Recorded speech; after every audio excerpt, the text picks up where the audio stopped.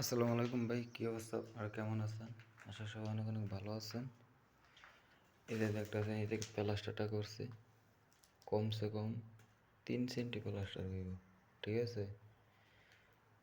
এই 3 centi plaster কারণে এই প্লাস্টারটা এমনি বাকি দেওয়ানে আওয়াজ দেয়।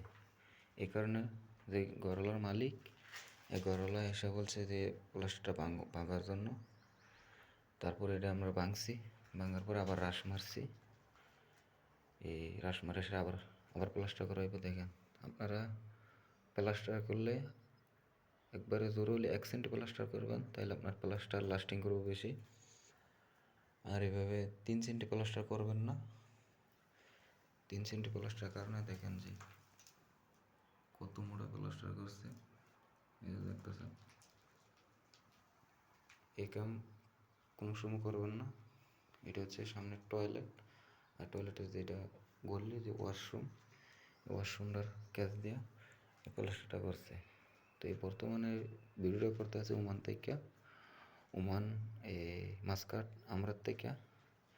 তো যে যেখান থেকে ভিডিওটা দেখেন কোনো সময় এই ভুল করবেন না। আমরা প্লাস্টার করলে 1 সেন্টি করে প্লাস্টার, আর এইগুলো আমরা করছি না।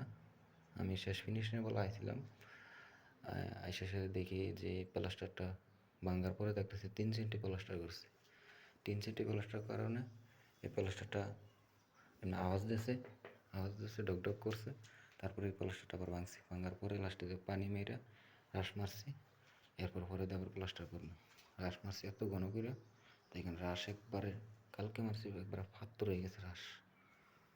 তো ভালো থাকবেন, আল্লাহ হাফেজ।